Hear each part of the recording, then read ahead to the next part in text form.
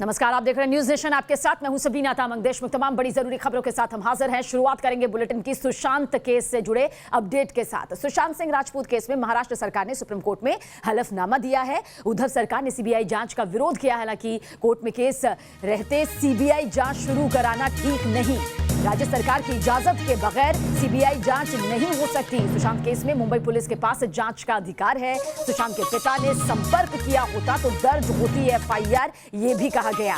बिहार सरकार पर दुर्भावना के तहत काम करने का आरोप भी लगाया गया। तो सुशांत केस से जुड़ी इस वक्त की अहम अपडेट आप तक पहुंचा रहे हैं कि किस तरह से ये पूरा मामला कानूनी तौर पर, सियासी तौर पर लगातार आगे बढ़ता जा रहा है। उद्धव सरकार ने सीबीआई जांच का विरोध किया है। इससे पहले भी उद्धव सरकार ने कहा कि भाई महाराष्ट्र पुलिस जो है, मुंबई पुलिस जो है, वो पूरी तरह से काबिल है। इस पूरे मामले की जांच करने के लिए किसी और के इंटरफेरेंस की या सीबीआई जांच की जरूरत नहीं।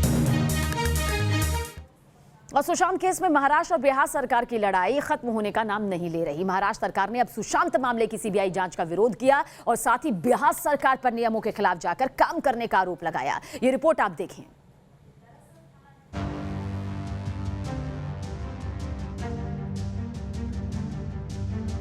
सुशांत केस में जारी है महाराष्ट्र सरकार वर्सेस बिहार सरकार।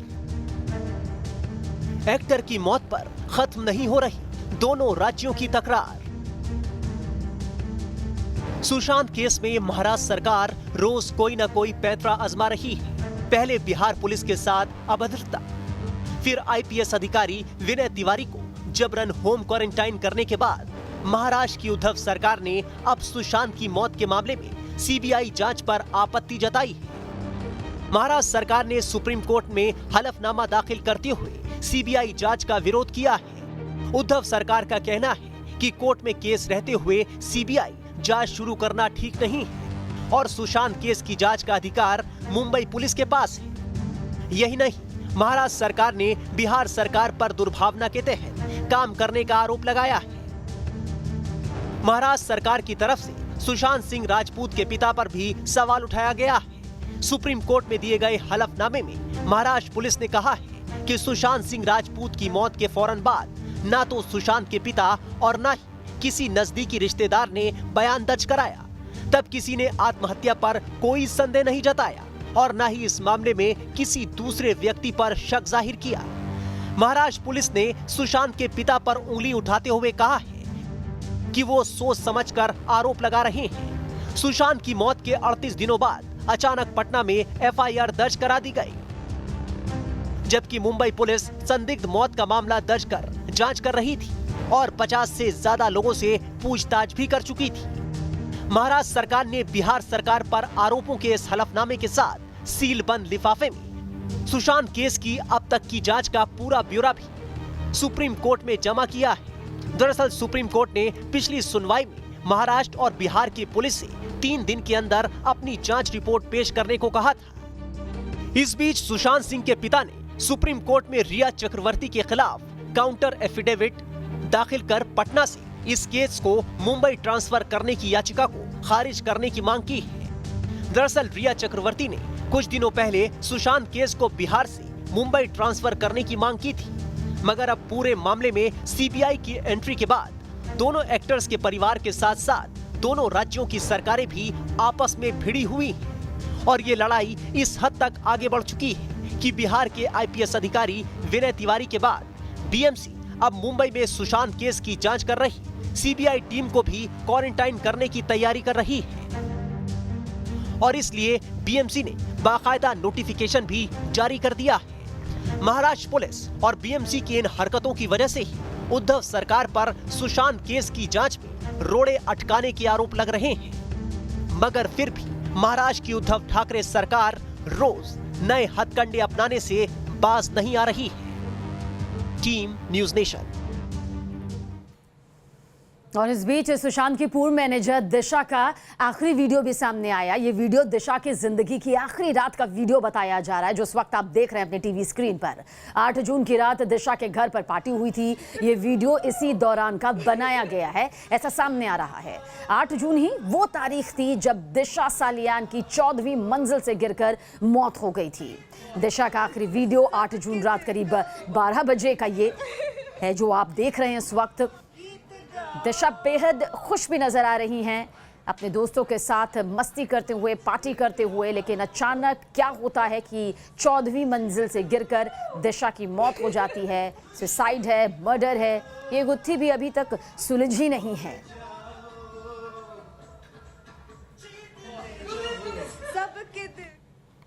और इससे पहले 7 अगस्त को ईडी ने रिया चक्रवर्ती से करीब 9 घंटे तक पूछताछ की। इस दौरान रिया चक्रवर्ती से कई सवालों के जवाब तलब किए गए। हालांकि सूत्रों के मुताबिक रिया ने कई सवालों पर खामोशी ओढ़ ली तो कुछ सवालों को टालने वाला जवाब दिया। अब सवाल यह है कि ईडी के सवाल से आखिर क्यों बच रही है रिया चक्रवर्ती? ईडी को रिया ने क्या बताया और आखिर क्या छिपाया? इस रिपोर्ट के जरिए आप देखें।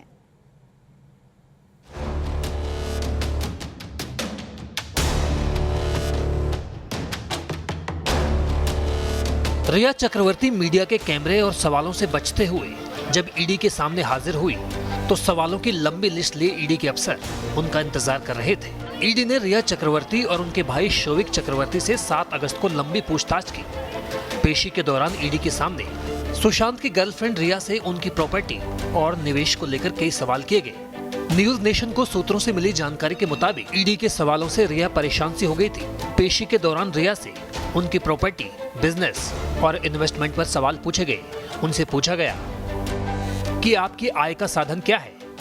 क्या सुशांत सिंह राजपूत के साथ आपकी कोई वित्तीय साझेदारी थी? पैसों का लेन देन भी होता था? आपका कितने बैंकों में अकाउंट है? इसके साथ आपके तमाम चल और अचल संपत्तियों के बारे में भी जानकारी दें। क्या आप इनकम टैक्स रिटर्न फाइल करती हैं? अगर हाँ, तो पिछले 5 सालों का डिटेल दें। शुक्रवार को जिस वक्त रिया ईडी के सवालों का जवाब दे रही थी, उसी दौरान ईडी की एक टीम मुंबई के खार इलाके में मौजूद उनकी प्रॉपर्टी की तफ्तीश में जुटी थी। न्यूज नेशन के हाथ लगी जानकारी की माने तो रिया चक्रवर्ती ने मुंबई के खार इलाके में, जो कि एक रिहायशी इलाका है, इस इलाके में एक बिल्डिंग में 302 नंबर फ्लैट खरीदा था साल 2018 और 19 के बीच। ये जानकारी हमें रिया चक्रवर्ती के इनकम टैक्स रिटर्न से मिली है। सामने आपको हम वही बिल्डिंग दिखा रहे हैं, न्यू शेल्टर अपार्टमेंट। इसी बिल्डिंग के 3rd फ्लोर पर 302 नंबर फ्लैट रिया चक्रवर्ती ने खरीदा था। एनफोर्समेंट डायरेक्टोरेट यही जानकारी जुटा रही है कि आखिर रिया चक्रवर्ती के पास जो प्रॉपर्टीज़ है वो कैसे खरीद रही है, क्योंकि इस प्रॉपर्टी के लिए भी रिया चक्रवर्ती ने 29 लाख रुपए चुकाए थे। हालांकि इसकी कीमत 2 करोड़ से भी ज़्यादा की होगी, लेकिन आखिर रिया चक्रवर्ती ने इस प्रॉपर्टी को खरीदा कैसे, खरीदा तो बेचा क्यों, और जो दूसरी प्रॉपर्टीज़ भी रिया चक्रवर्ती के नाम है। सूत्रों के मुताबिक रिया ने 5 एजेंसियों को बताया कि फ्लैट की खरीद में उनका अपना पैसा लगा है और ये रकम उन्होंने 7 फिल्मों में काम करके जुटाई है। अभिनेता सुशांत सिंह राजपूत की मौत के मामले में ईडी फाइनेंशियल एंगल की जांच कर रही है और इसी के तहत रिया चक्रवर्ती से तकरीबन 8.5 घंटे तक कल पूछताछ हुई थी और इस दौरान रिया ने कई खुलासे किए। दरअसल ईडी यह जानना चाहती थी कि जो रिया ने 2 फ्लैट्स लिए हैं उनका सोर्स ऑफ इनकम क्या रहा है उन फ्लैट्स को लेने के लिए, क्योंकि फाइनेंशियल एंगल की जांच हो रही है और कई आरोप रिया पर लग रहे हैं। तो इसी के तहत यह पूछताछ हुई और साफ तौर पर सूत्रों की माने तो रिया ने बताया कि दरअसल ये जो दोनों फ्लैट्स लिए गए हैं, ये दोनों फ्लैट्स सुशांत सिंह से रिया की मुलाकात से काफ़ी पहले लिए गए थे और रिया से जब सोर्स ऑफ इनकम पूछा गया तो रिया ने साफ तौर पर बताया कि दरअसल 7 फिल्मों के तहत जो कमाई उन्होंने की थी उससे इन फ्लैट्स को लिया गया है। इसके अलावा ईडी यह भी जानना चाह रही थी कि जो सुशांत सिंह राजपूत की कंपनी में रिया और रिया के भाई शोविक जो डायरेक्टर थे, आखिर वो कहाँ से पैसे आए थे, उसमें कंट्रीब्यूशन क्या था। तो उसमें साफ तौर पर रिया ने कहा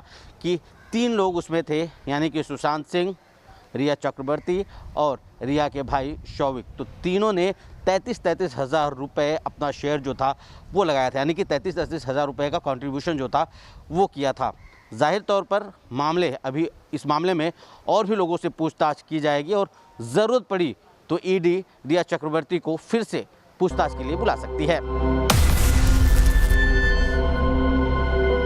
सूत्रों के मुताबिक पूछताछ के दूसरे दौर में रिया से सुशांत को लेकर उनकी दोस्ती पर सवाल किए गए। पूछा गया कि क्या आप सुशांत सिंह राजपूत को जानती हैं? अगर जानती हैं तो कैसे जानती हैं? आपका और सुशांत के बीच कैसे रिश्ते थे? क्या सुशांत के परिजनों से आपकी बातचीत होती थी? सुशांत को क्या कोई बीमारी भी थी? क्या वो मानसिक तौर से परेशान थे? क्या सुशांत ने कोई वसीयत बनवाई है क्या? शुक्रवार को सिर्फ रिया ही नहीं बल्कि उनके भाई शोविक से भी ईडी ने पूछताछ की। ईडी ने शोविक का बैंक स्टेटमेंट भी निकाला है। शोविक के बैंक स्टेटमेंट से साबित होता है कि सुशांत सिंह राजपूत के खाते से पैसे सीधे उनके खाते में ट्रांसफर किए गए थे। पैसे कोटक बैंक से ट्रांसफर किए गए थे। इस बीच ईडी ने रिया और शोविक के बयानों की तस्दीक के लिए सुशांत के दोस्त और फ्लैट पार्टनर सिद्धार्थ पिठानी को समन किया है।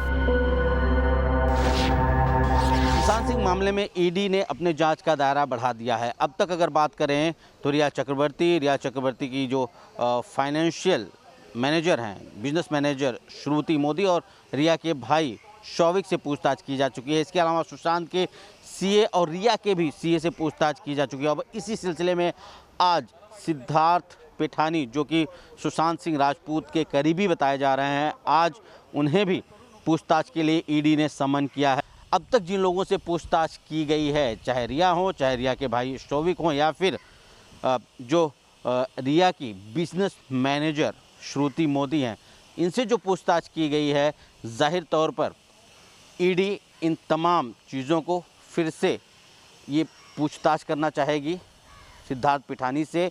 इसे क्लियर करना चाहेगी क्या वास्तव में अब तक जिन लोगों ने स्टेटमेंट अपने यहाँ पर दर्ज करवाया है, जो बयान दिया है, वास्तव में इनके बयान सही हैं या नहीं हैं, ये पूरी जानकारी जो है वो ईडी लेगी। वीडियो जर्नलिस्ट सिद्धेश वासगे के साथ शैलेंद्र सिंह, न्यूज़ नेशन, मुंबई।